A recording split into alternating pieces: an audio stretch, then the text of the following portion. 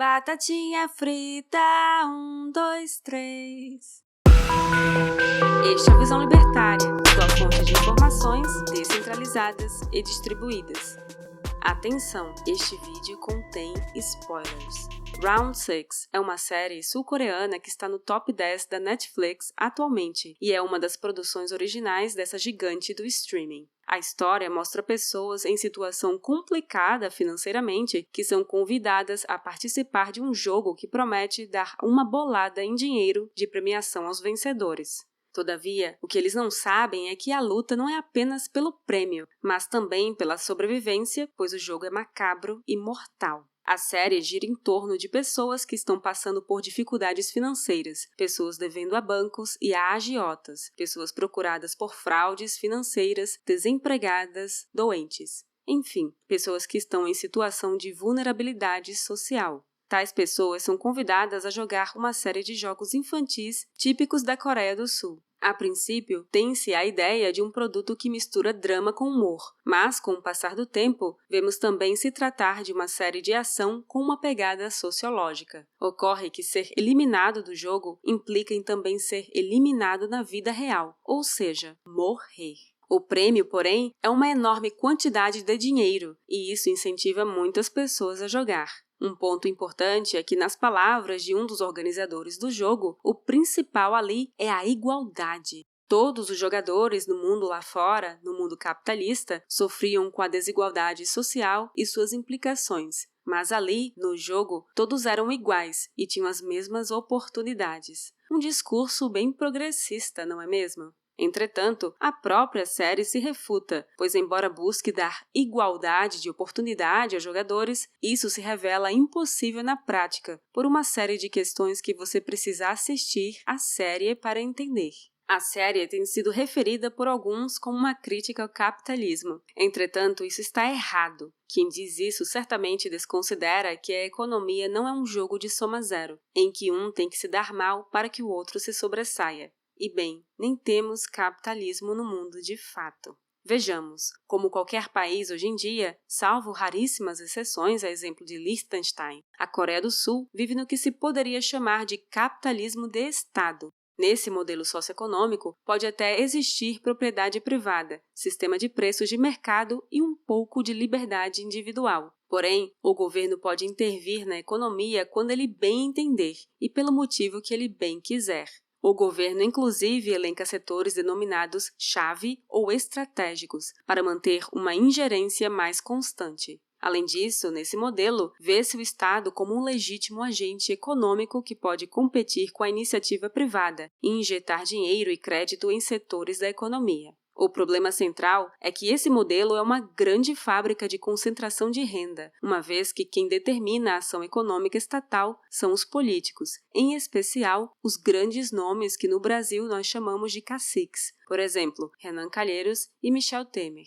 Sendo assim, os agentes econômicos com mais acesso ao poder público acabam garantindo sempre os favores governamentais. Isso beneficia o empresariado amigo dos políticos, às custas de que a sociedade perca liberdade econômica e muito dinheiro por meio de decisões arbitrárias, como impostos e regulações, que distorcem o sistema de preços e levam ao desperdício de recursos escassos. A esquerda, porém, sempre culpa o capitalismo por isso, mas esquece desse capitalismo de Estado, tão conveniente aos governos e seus amigos. A esquerda geralmente cria um espantalho chamado neoliberal para culpar e, com isso, defender um Estado mais forte e atuante. A série Round 6 parte de uma premissa batida em filmes e séries que querem passar uma mensagem socialista, focar nas pessoas mais pobres e sem perspectivas na sociedade. Nós brasileiros conhecemos bem isso, visto que essa técnica é empregada em quase 100% do nosso cinema nacional, que é uma bela porcaria da qual já tratamos aqui neste canal. O objetivo aparente dos criadores da série é retratar na forma de arquétipos a opressão do tal capitalismo neoliberal, que leva pessoas à morte, dando a elas a esperança de ter dinheiro para viver uma vida feliz e confortável. Contudo, como geralmente ocorre com produções que buscam verdadeiramente retratar a realidade de forma sincera, o tiro saiu pela culatra, semelhante ao que aconteceu com o filme O Poço e com o filme brasileiro Tropa de Elite. A série de cara já mostra que nada se cria, tudo se copia, pois logo no primeiro episódio podemos perceber se tratar de uma mistura de jogos vorazes com jogos mortais.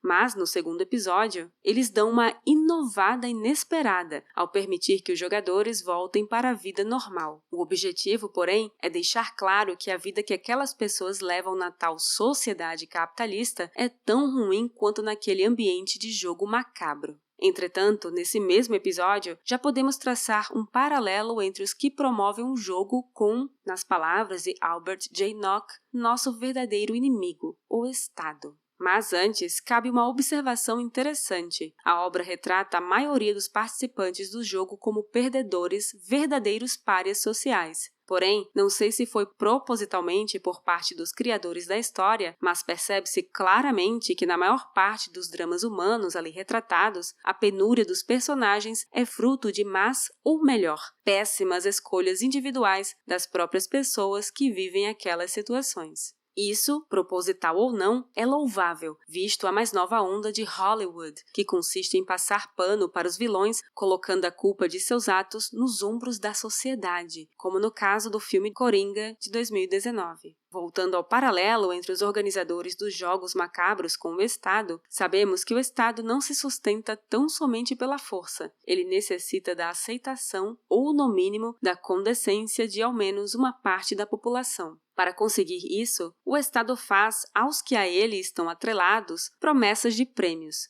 O primeiro prêmio que o Estado promete, em troca de um mínimo de legitimação, é a segurança, tanto interna quanto externa. Lembra da teoria do bandido estacionário?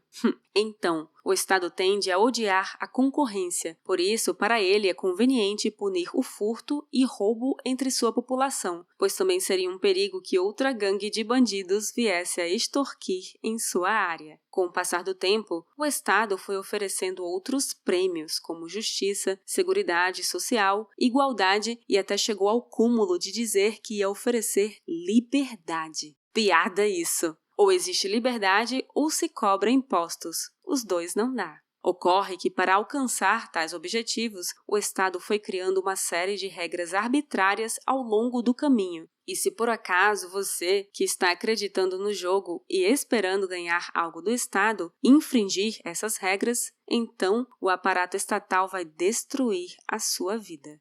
Agora, nada lembrou o Estado e seus joguinhos mais do que a experiência democrática de Round 6, pois uma das cláusulas do jogo diz que se a maioria dos participantes quiser parar o jogo, então o jogo para e todos saem ilesos para seus lares. Só que isso se torna um problema, pois alguns realmente querem ficar e outros querem sair.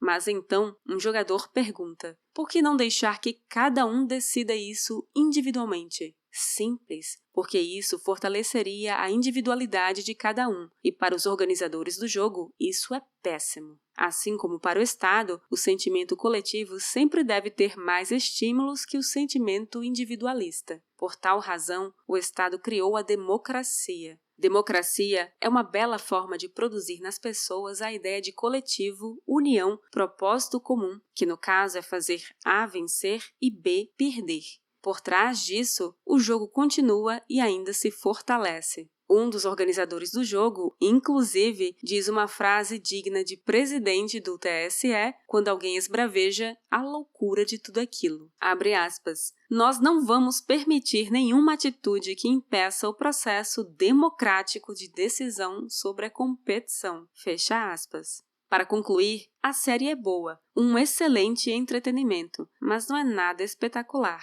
E todos nós estamos numa espécie de Round 6. Muitos ainda acreditam que jogando o jogo podem ter a chance de conseguir o prêmio. Justiça, segurança, igualdade, seguridade social, igualdade de oportunidades e por aí vai. Mas a pergunta que devemos fazer é a seguinte: qual a chance de alcançarmos isso antes de morrermos como peões jogando o joguinho dos poderosos agentes do Estado?